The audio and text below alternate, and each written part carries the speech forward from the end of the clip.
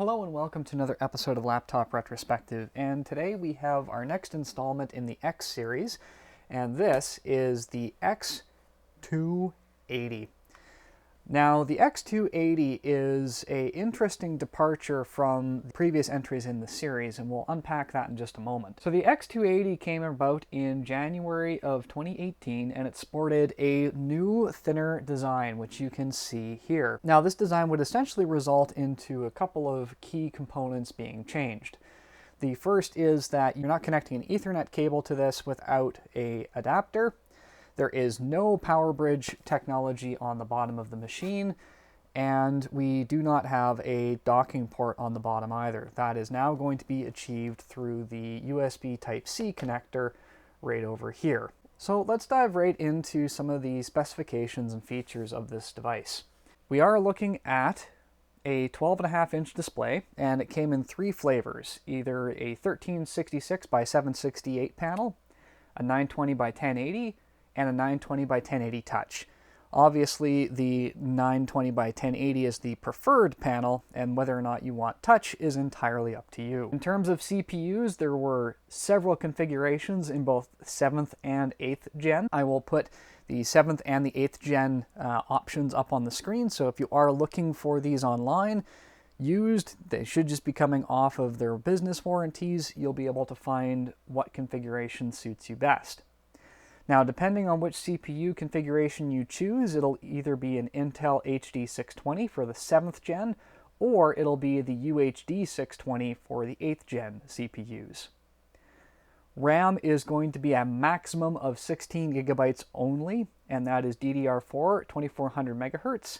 If you are in the 8th gen category, and if it's 7th gen, I believe it's clocked down to 2133. RAM is soldered on, so whatever you buy is what you're going to get. Options on these models included obviously your backlit keyboard, your Windows Hello if it was available, and then of course the fingerprint reader.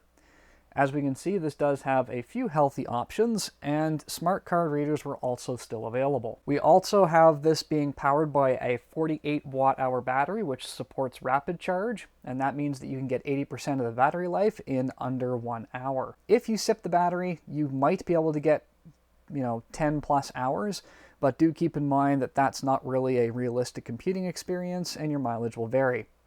Also keep in mind that a 48 watt-hour battery, as it wears down over time, will obviously have less capacity. So when you are buying it, leave yourself a little bit of extra money on the side just in case you want to swap out the battery for something that has a bit less wear. So let's go and tour some of the other ports and features of this machine. On the right-hand side, we do have the Kensington lock slot, USB 3.0 with a always-on super speed port.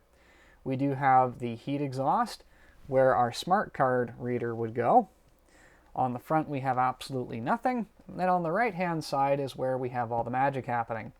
So we do have USB Type-C style charging, and this is a USB 3.1 Gen 1 port. And then we have the Thunderbolt 3 kind of stuff going on here. So this is obviously where your dock connector would go, and you can also see the proprietary connector that you need for your full-sized Ethernet jack. We have ourselves another USB port, 3.0, and then we have HDMI, which I believe is 1.4B on this model. Last but not least, we do have a headphone microphone combo jack. On the very back of the machine, we do have a pin tray, and if we eject the pin tray on the inside, depending on the model, you will find either a place for a SIM card, or in this case, the micro SD card slot. So if you do have a micro SD card that you want to use to expand the storage capacity, that's where you do it. But obviously, not the most convenient thing in the world. Sadly, we are not going to see any full-size card slots on this. So that's about all there is to see from the outside. Let's go ahead and take a look on the inside. Getting into the X280 is a very trivial matter. It requires a screwdriver with a Phillips head, and if we unscrew our captive screws, of which I believe there are only 5, so that is the same amount of screws that are captive on some of the slim models in the T line, that I have featured on this channel. We can go ahead and spin these out, dig a fingernail in on the back, pop a few clips, lean it forward, and we are looking at the inside. So a couple things to point out here. We do obviously have our battery, which takes up the majority of the space. We do have two downward firing speakers. We have the motherboard up top, which there is very little to see. Over here we do have our Wi-Fi card. We also have our slot for our LTE connection, if it was present. And then we have a 2280 sized M.2 slot. Now these will take M.2 SATA, they will also take M.2 NVMe, depending on how the machine is configured. But that is literally all you are going to get on the inside of the machine. If you're servicing this any further, you are taking it entirely apart, probably to do a motherboard replacement or to gain access to other components. So it is a very simple machine with a few serviceable parts, but by and large, that is all she wrote. So let me throw the cover back on and let's do a boot test to see what kind of speeds we can expect from this machine. All right, with everything back together, let's go ahead and open this up and turn it on.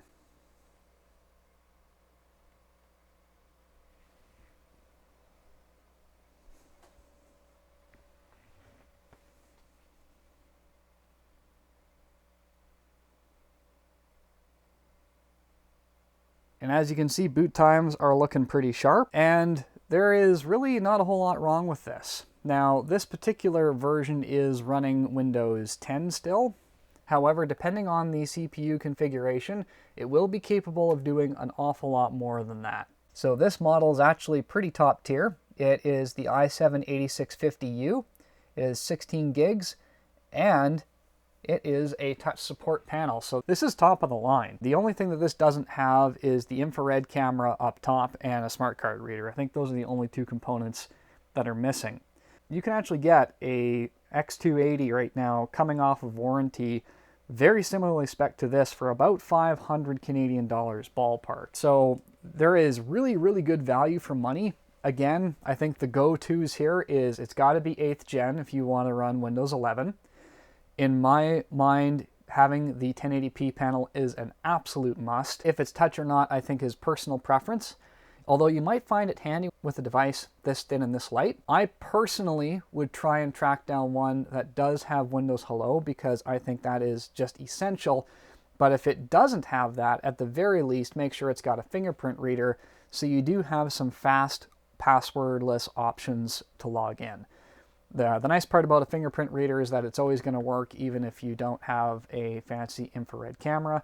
But again, I really, really appreciate those options, and there is good value to be had here. Is it as upgradable as some of the other X200 series out there? No, it isn't. That is objective fact. However, it is quite modern, it's slick, it's thin, it's light, there are a lot of features. You are going to be able to run Windows 11 on it, no problem. And if you're looking for just a little companion to do some heavy lifting, this is an easy device to recommend.